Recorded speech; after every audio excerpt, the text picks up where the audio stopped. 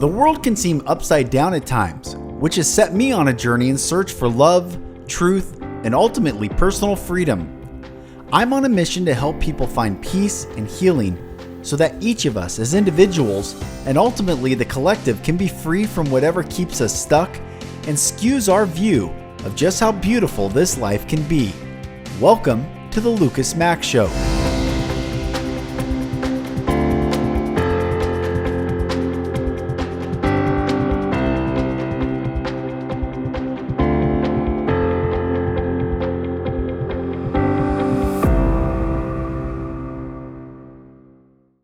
Hello, brothers and sisters, and welcome back to another episode of the Lucas Mack Show. I am Lucas Mack, and thank you for joining me. Guys, today I'm really honored to have Sloan Lauinger back for episode number 2 together. This soul, this precious, deep, beautiful soul, and I have such a great conversation, and we talk about so much I think is relevant to everyone, what we're going through right now. And dear Sloan, I love you, and thank you so much for making time and holding space and just having this beautiful conversation together. Everyone listening, I know you're going to be blessed by this. At the end, I'm going to put Sloan's contact information, and we're going to talk about it and put it in the show notes. So make sure that you follow Sloan, connect with her, and I'm sending you all love from the depth of my heart and soul for you to stay grounded and present as we move through some of the most bizarre and crazy times in the upcoming months. But it's all for our good. All of it. Every single thing, every pain that we've ever gone through, every hurt, all the trauma, all the confusion is all being worked together for our good. So hold on and stay grounded because life is beautiful. And here, without further delay, is my sister Sloan. Yeah, exactly. There is a part in this book too where it talks about money and prosperity and love for the thing, right? So I have submitted my online studio, my movement and meditation studio, to the App Store. I wasn't going to do it until I was ready, quote unquote. But I was like, you know what? I'm like, let's just do it. And lo and behold, I'm like, it actually takes time to process, like 3 to 5 weeks or something. Although I'm intending it speeds up. But my point is, who am I to do this thing, but who am I not to, right? It's like when you pour love into something, that's when the reciprocity comes back. And that's when you're looked after by God, because it really is out of this act of love, right? So that's why we're not supposed to question God's will for us or what we want to pour into sometimes, right? Because it's like, if it's coming from the heart, it's pure love and it is effervescent. I got to find it, but it was interesting. You know, it's funny you're saying this. I had this vision on a walk the other day. I was listening to Joe Rogan podcast. I was listening to some podcast, and the question came up. Oh yeah. So it was a Joe Rogan podcast, and the question came up about altruism. Is altruism even real?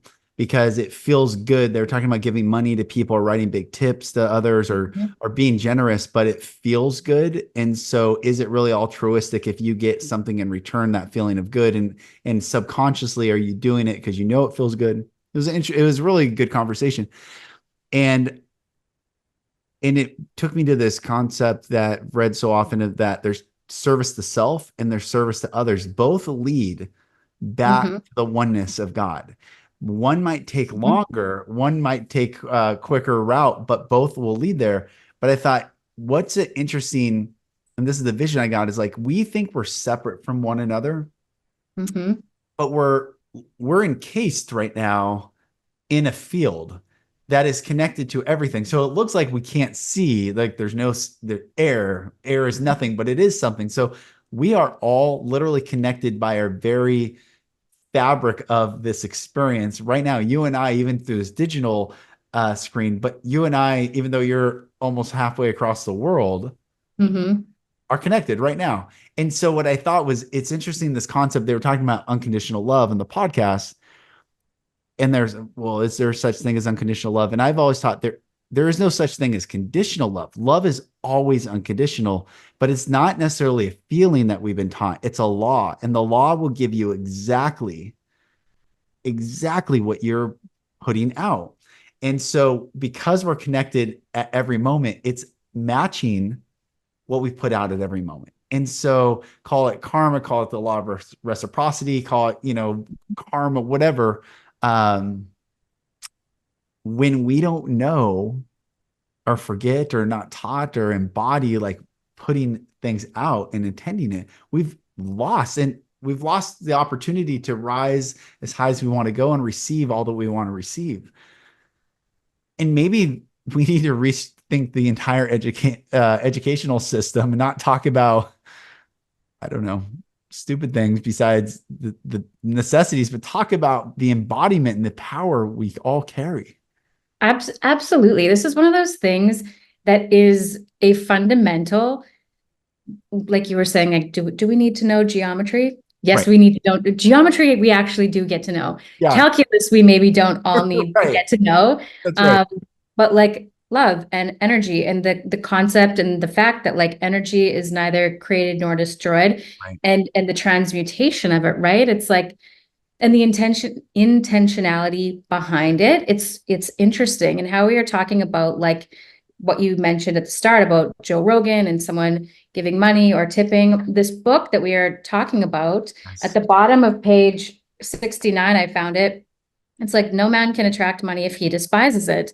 People are Mm. kept in poverty by saying that it means nothing to them. So Mm. we really do get to be conscious about what we impress on the subconscious mind, similarly to how we think about, experience, and output love, right? Like if we are someone by nature who is someone who just naturally pours into other people, it's that unselfish pouring into Mm. without the expectation of anything in return, right? So it's like not being duplicitous about money, about love, about our wants, about our needs, because this is all energy, right? Yes. It's Yes. interesting. That's beautiful. It's cool. So everyone in like a reference in the intro, Sloan showed me this book that she's reading, and then I was like, I love that book. I just finished it, and most of it's underlined, Mhm. which is The Game of Life And how to play it. and How to Play. Hmm. Um, but it's cool. Both of what you just referenced to me, I had it underlined, and Really? so I'm glad I underlined them now. It's like that's so beautiful. It's cool how you can read something like two people can read the same book and have so much meaning of it, and that's why it's so important to share, I think, too. It's like, wow, yeah, that is so powerful. I had on the page before, the only thing underlined is no man is your enemy, no man is your friend, every man is your teacher.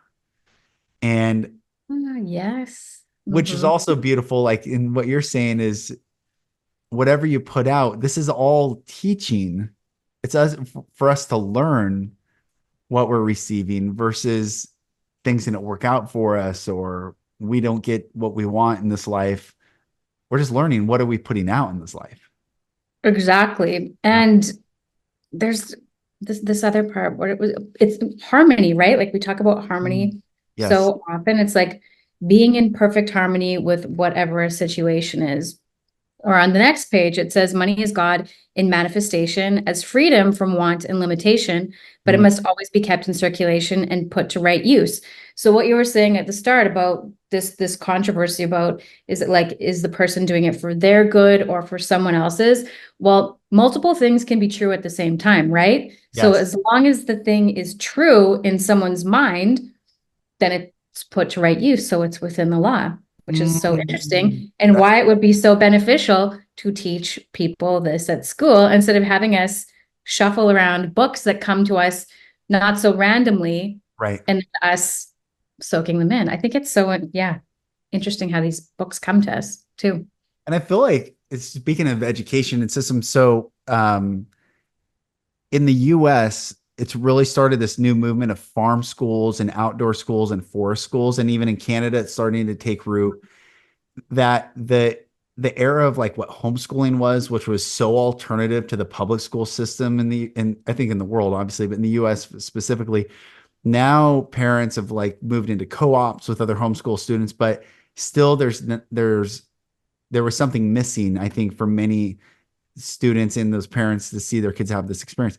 Now they're moving onto farms and being outdoor, and they're learning with animals and nature, and they're getting these real life, I think, earthly spiritual lessons that are, I think, a new era of humanity is about to be birthed, and we're on the cusp of being consciously aware of it versus like we're kind of think that the waves kind of ushering everyone into it, but once we're consciously creating, Mm-hmm. once Wow. we, isn't that cool? Seriously, Yeah. that is really the coolest. I feel like we in our era of growing up, we were kind of blanketed Mm, into what our parents and the baby boomers were. It was just kind of like, let's blanket you into this system, let's yes. usher you along. And there has been like a trickle of awakening. And now we're all awake and we have, I shouldn't say we're all awake. Many more people are awake and have voices. Yes. And then these new cute little special earthlings are Yes. coming into the mix. And I feel like they're coming here already so much more attuned than we were because of who we are, like the people birthing them, Yeah. Yeah. which makes sense why they'd be so much more aligned or like primed to be in the type of schooling that you're talking about in terms of like the farms and Yeah. earth things and learning lessons and learning things that way. It's so interesting because nothing can be stopped. It's like Right. this is their reality, right? Yes, that's right. Yeah. It is, it's so fascinating. And even that we call, like, my children are in the alpha generation. It's that even that no one's questioning, wait, are we starting new? Is this a new birthing of a new Hmm. history books in 1,000 years? They'll remember the alpha generation. It's clearly they're telling us that something new is being birthed. But I think many people just, oh, the alpha generation, and next will be the beta generation. It's like, that we really are creating something new right now. It's so interesting. Like that saying, let go or be dragged. Like the Mm. new earth is here, whether people Yes. want to acknowledge it or not. But Yes. I think it's one of those things where it's like, let go or be dragged. Are you going to evolve or are you going to stay in the archaic system that doesn't work anymore or Mm. is not going to work so well in the future? I'm Mm. curious about this new generation. Yeah. And it does take us surrendering to love. I remember, I don't even know when it was, maybe 10 years ago, 5 years ago. Time's not real. But I Yeah. remember thinking, it's like, how was our generation ever going to keep up to kids who had access to so much more information ahead of us Yeah. and they had the advantage, right? I think this was when like we were kind of shifting from like everyone being in an office Mm. to there being more remote jobs or more entrepreneurial type jobs, like self-generating jobs Yeah. or like roles. And it was almost like this tipping point of like love or fear, like the fear of, did we miss out? Did our generation miss out? Are we so far behind Mm. who is now and who's coming? Yeah. Or is there this like loving awareness that we can all grow together and be who we're meant to be and continue self-expressing in our own ways and all be in contribution because there's a reason that we're all here and have arrived at the time we have and are in the bodies we have and Right. the levels of consciousness. You know what I mean? It's Yeah. interesting. It is. And even what you just said, the fact that we're even contemplating that idea is so tremendous. Like, can you imagine what you just said if we had this conversation when we were kids? People were like, what? Like, that doesn't belong here. It was about, I don't know, Well, digital patterns. robots, and it was so materialistic. And now it's becoming so Hmm. spiritual. But Hmm. spiritual, I don't even like that word because it kind of categorizes it in a non-grounded truth. And I did hear this term spiritual technologies, like, oh, they work with spiritual technologies. Like, that's closer. I think there's a methodology or there's an understanding of the spiritual realm, but I don't think these words are sufficient to identify what it is we're experiencing. But I do love that, yes, the new earth is here. And in a meditation one day, I'll never forget, I heard that heaven is a conjunction word of heart, HEA, Mm-hmm. and even, EVEN. And heaven is a balanced heart.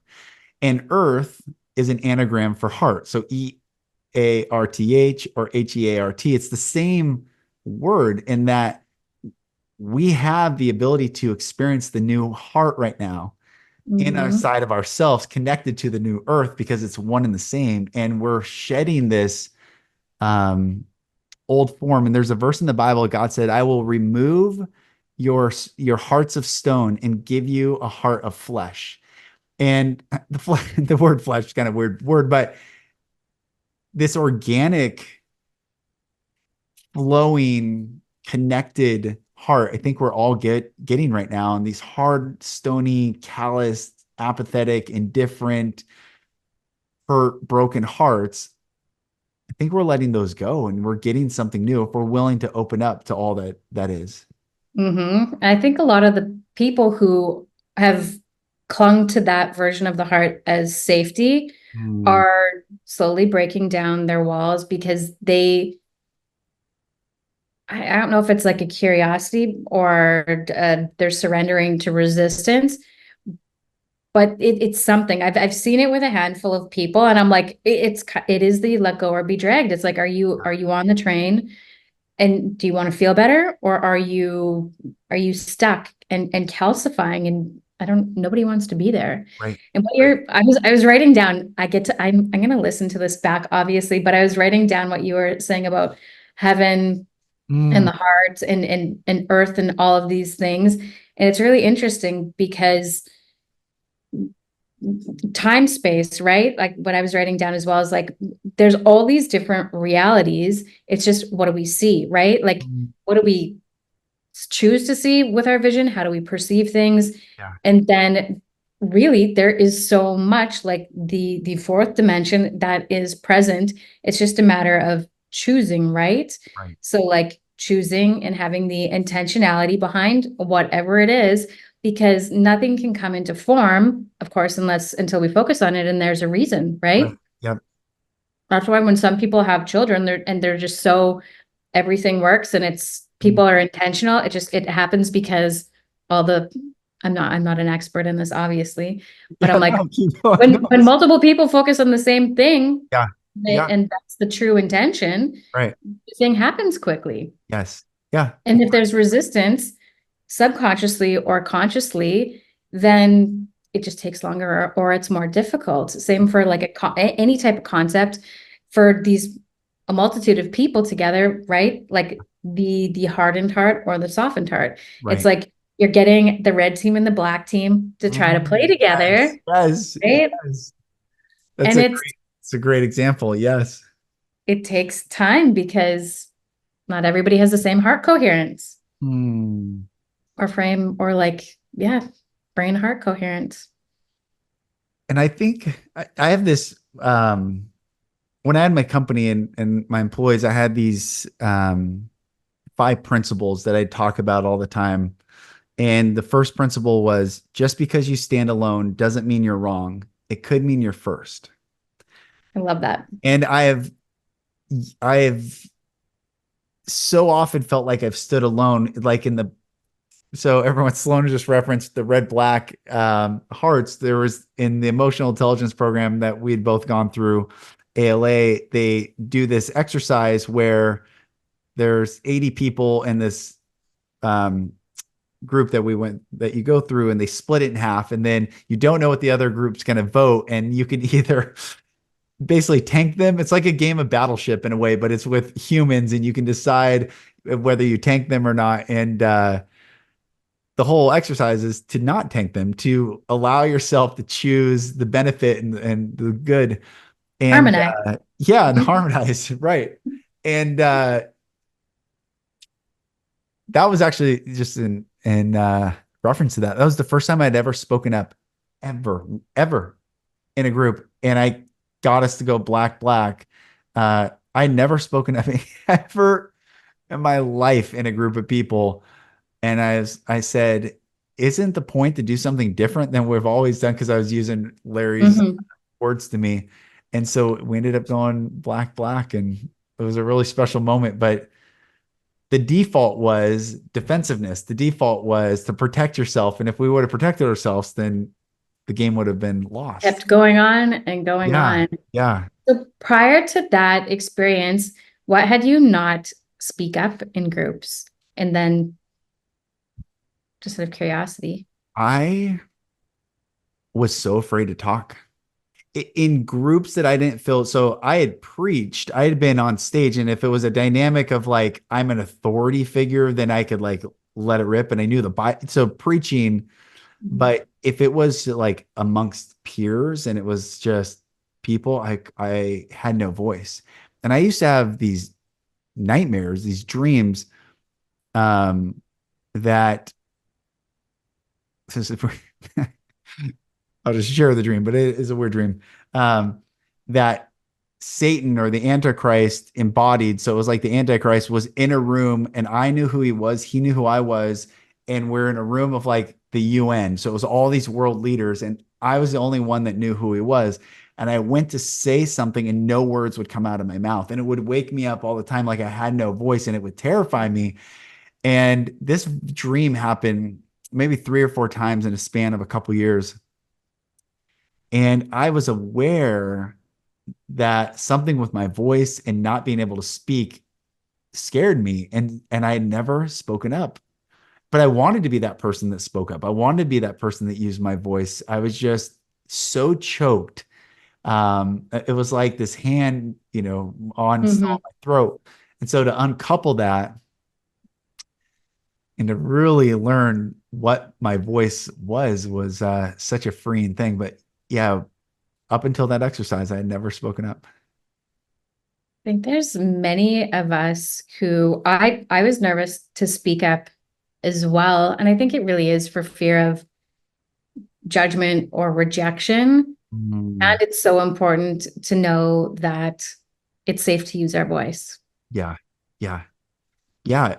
When I was leading men's retreats, I was telling them I had these guys that like bodybuilders coming in. They were just ripped and buff, but they couldn't talk. And I said, well, it doesn't matter. How strong are you? It doesn't matter your physical attributes. If you can't say what you want, when you want, where you want without restraint from Mhm. anyone, then you're not strong. You're actually weak. And they don't like hearing that. So then we uncouple like Mhm. strength is the ability to use our voice.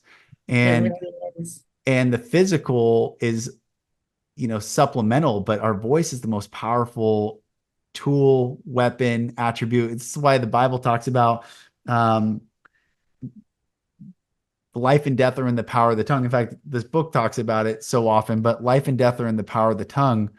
And that concept is not like a trite concept, like, oh, that's cute. Like literally, what we speak can bring life or bring death to anyone, Mhm. anything. It's like those experiments where they speak to a plant and just speak negative to it and it dies, and then they speak good things to the same plant in the next container.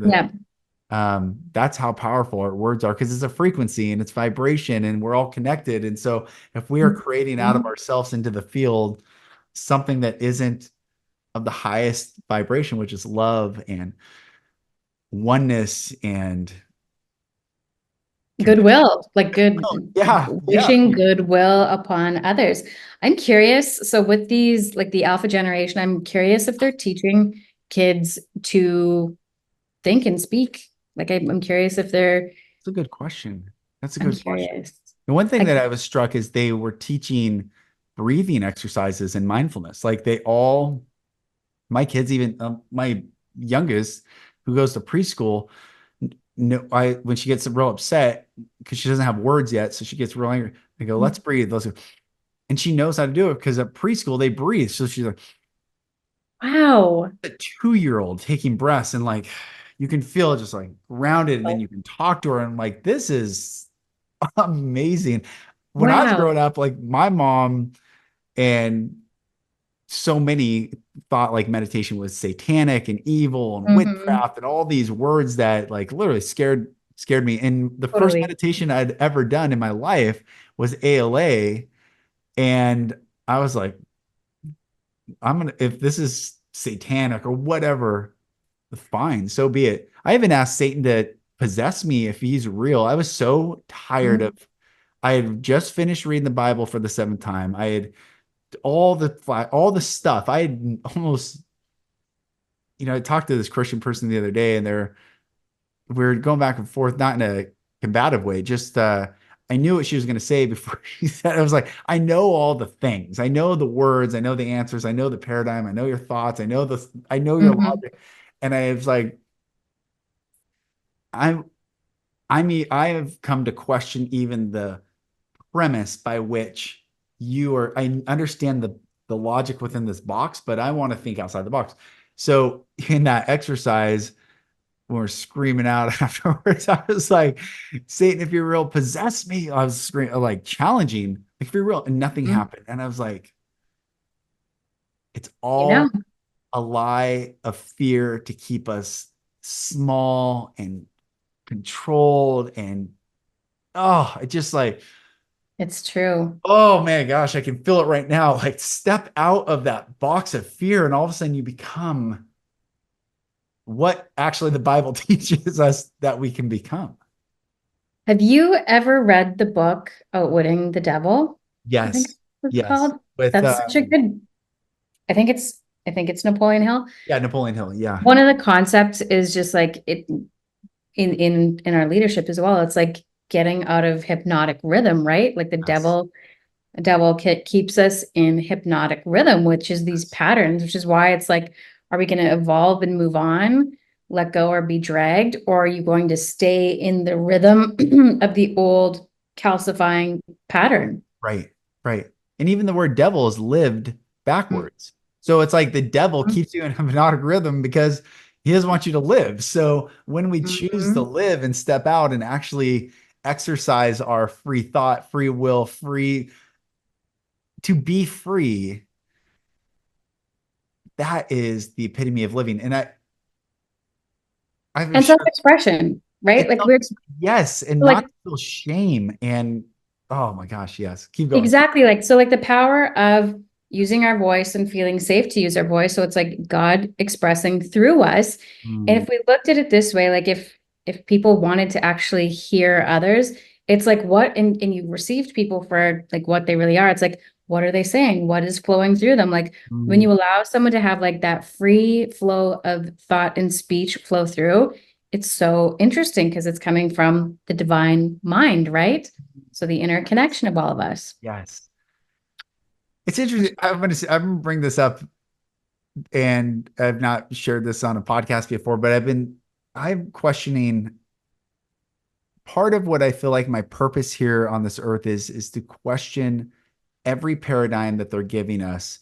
And I was telling this Christian minister, it's like, I haven't read the Satanic Bible. And they're like, oh, that's scary. I was like, it wasn't scary. I'm like, what's scary about it? It's knowledge. It's, it's there. I read it. I understand now what they think and how, even though that's like a kindergarten level of that path. Mhm. But I thought, we're given this concept of God being unconditionally loving to us, but he's so unconditionally loving. He loves us so much that he would literally sacrifice his only son. And I don't mean like in a benevolent, think of just the concept that he would brutally allow his child to be.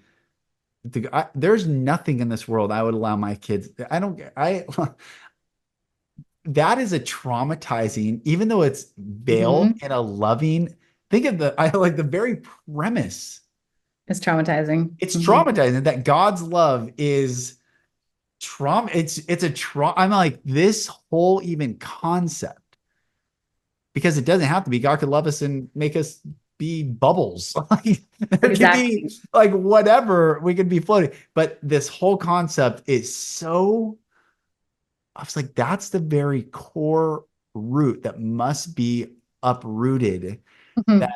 trauma has to follow an unconditional love. And only from that Oh, trauma gosh. and that process of quote unquote resurrecting from that trauma can we know God in the first place. And I don't, I reject that notion that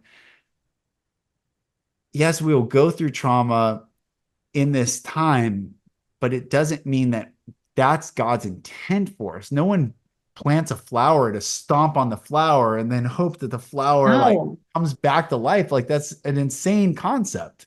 It is. And can we just like not have to have severe trauma? Like it would be so nice. Yes. Like it would be so nice. And it's really interesting too, because I was like raised Catholic Mhm. and I always wanted a relationship with God, but didn't really have one until I went through a severe amount of trauma, at which point I was like on my knees in this relationship finally Mm.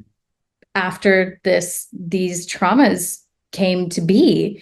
And I'm like, why does it have why did it have to be this way? Why did this have to take so long? Right. And I'm sure it doesn't follow that pattern for everyone. I know it doesn't, but like what you're saying, like challenge the paradigm. Like, does this make sense?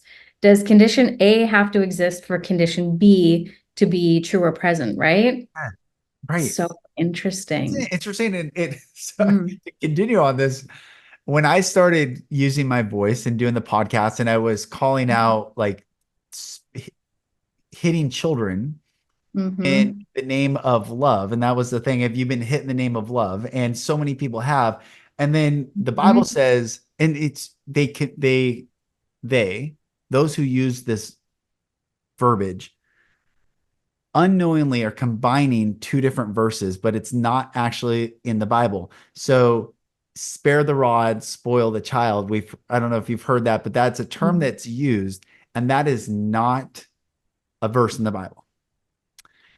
However, those words are two different verses in the Bible, but it says that he that spareth his rod hateth his son, but he that loveth his son uses his words to correct his son. So the word spare means extra, Mm-hmm. but we think spare is withhold. We're taught Withholding. this is Mm-hmm. crazy, like how they do this word magic on us.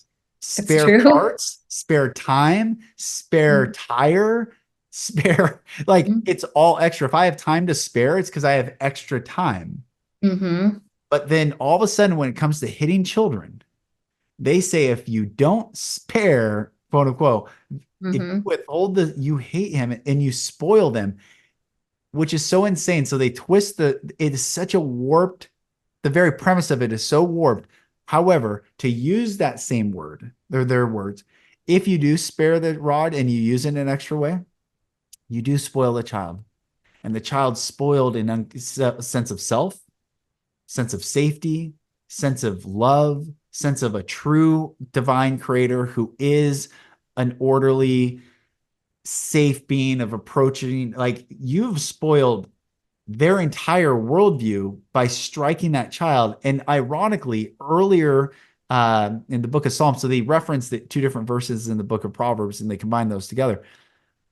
But in the book of Psalms, Psalm 23, you hear the same word rod, and it's Psalm 23. It says, thy rod and thy staff, they comfort me. So all of a sudden, you've taken a term that is meant to bring comfort to drive away the wolves Mm-hmm. from the sheep.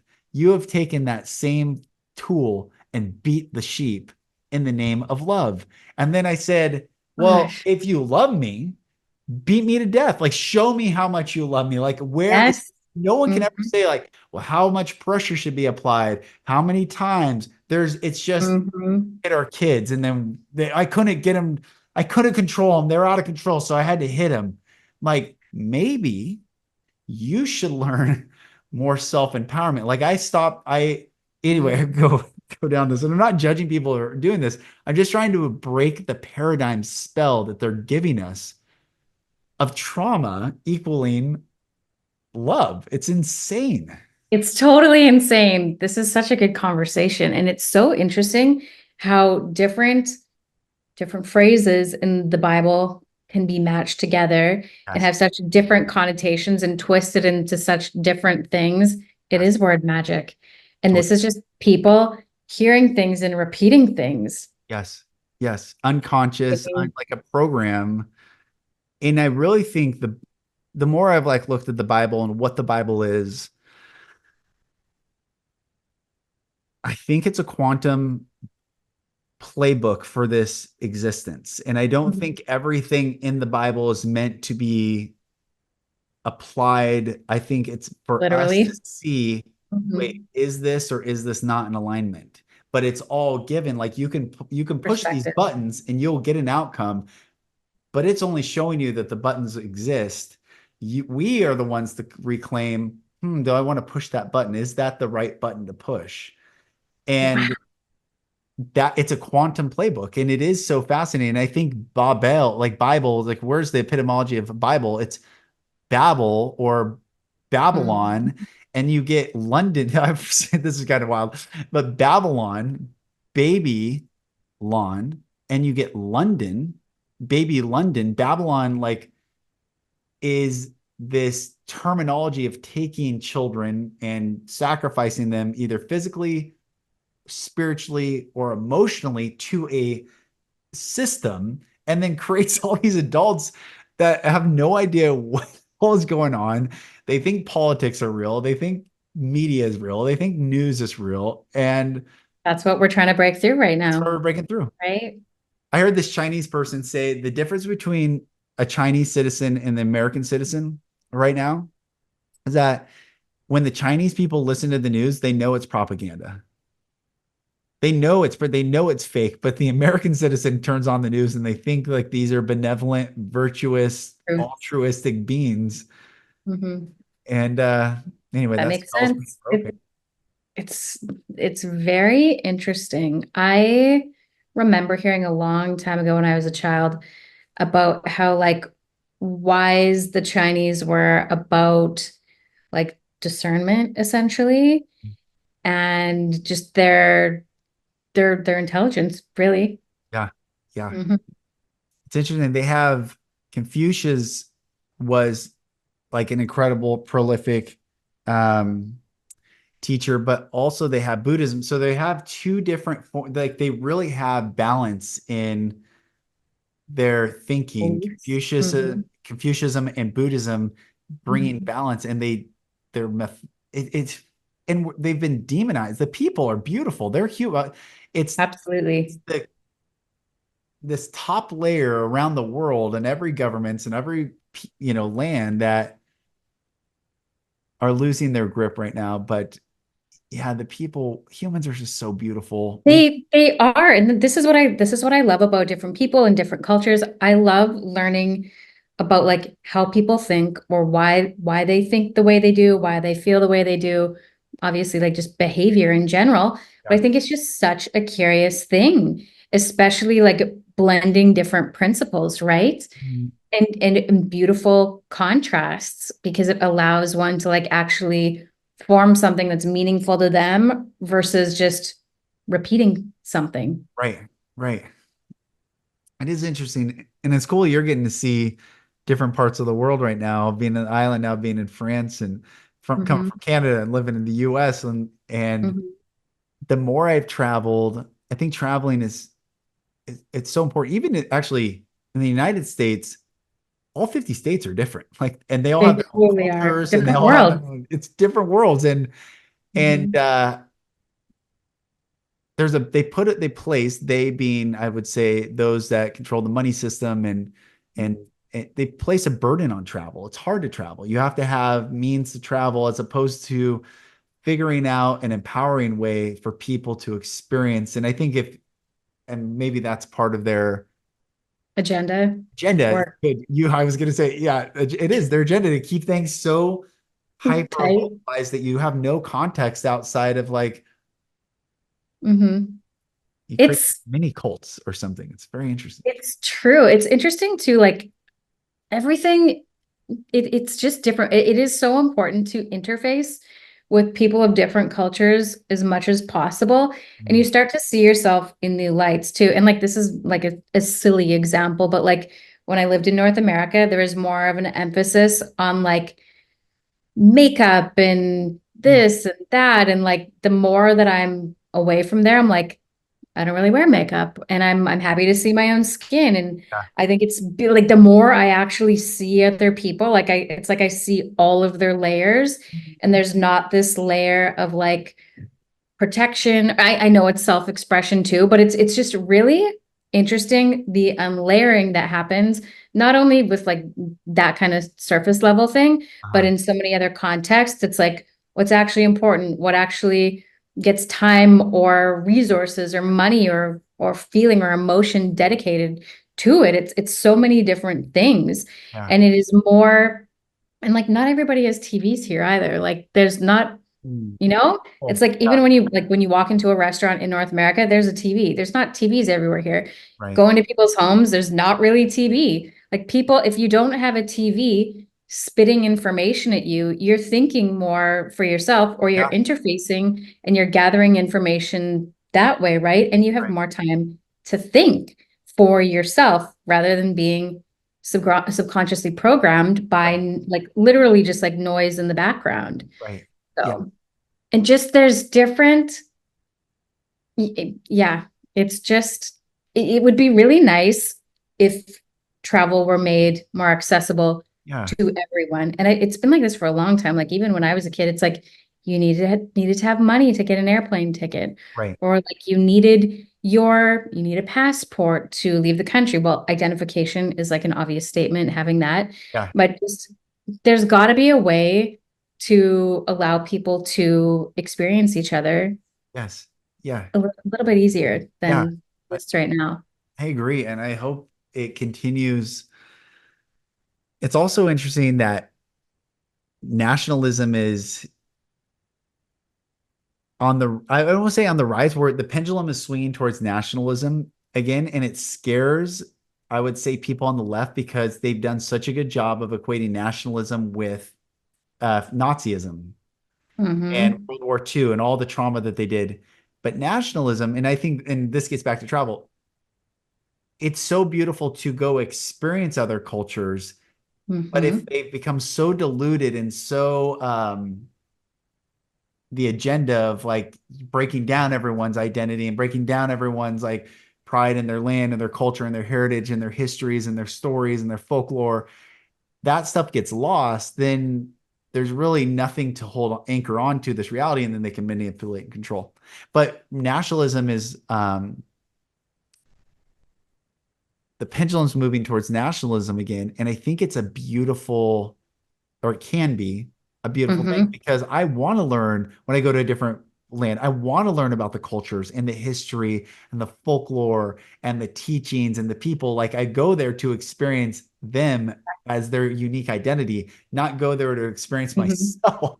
You know? Exactly. Yeah. Exactly. I wholeheartedly agree. And I think there's more measures being put in place around preservation Yes. because things can change so dramatically. It's like if anyone's allowed to go buy a piece of land, are they going to develop it in a way that is the most positively impactful for the community, or are they going to use it for their own like self-service without the what's the word I'm looking for? Without Awareness. the, like awareness or like consideration for others, right? So like I know here, for example, you need to technically be a farmer, like educated in how to farm. If you're going to buy farmland, you can't just have money to do it.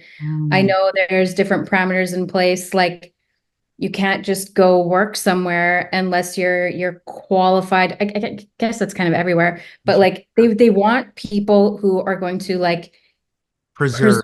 Yes. Yes. Like even when you do residency here, you need to like sign it, probably in every country, but like sign a document like that you're constituting, or if that's even a word, but like you're learning the language, you're doing this, you're doing this, you're doing this. And I think it's really good. And it's really interesting too. Like I didn't know that I needed to like formally take French lessons as part of my residency.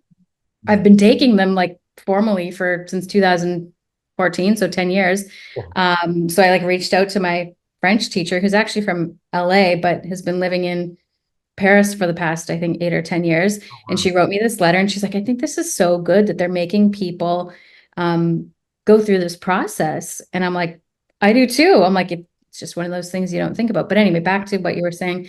It's a beauty to have certain cultures preserve because we want to go there and experience them for That's exactly like who they are and how special they are and what makes them who they are. right. Exactly. Mhm. Uh, it's, I am really excited about where we're going and as humanity and as individuals. I think my life has been so the past 2.5 years. I thought I was through healing. It was interesting that I got back into therapy last a month and a half ago, and she had gone through my website and looked me up, and she was like, incredible work that you're doing and all this. She's like, but I just want to, perhaps caution you that you use the word healed and there is no such thing. And I was like, wow, now I really understand that, even though I heard it as a concept and would understand that there's always more. I had Mhm. healed so much from this like massive, like big boulder mountain Mhm. size traumas that I got to this place of like equilibrium for a while. But then when Lauren got sick, it just Cracks you open. cracked open in different ways and different things. And I lost like, I became so depressed and angry and frustrated and and It's felt waves. alone. And it's waves and it's never ending. And Ah, it's gosh, it's beautiful. it's just fascinating that um we go through these things. However, I'm so excited about where we're going because I really believe we are going to witness with our own eyes everything we've always dreamed of, everything, all the beauty and all the goodness and the lingering lie of like, well, what about this? Or what about this? Or what about like these, like, I think all that's going to, Fade away. I really do like the word that came up for me when you were speaking was utopia. I feel like we're going to continuously be going through an evolution of like healing and transformation yeah, and utopia, like actually getting to experience it, which is very cool. yeah, I I feel, can like see so it. real. I can feel it.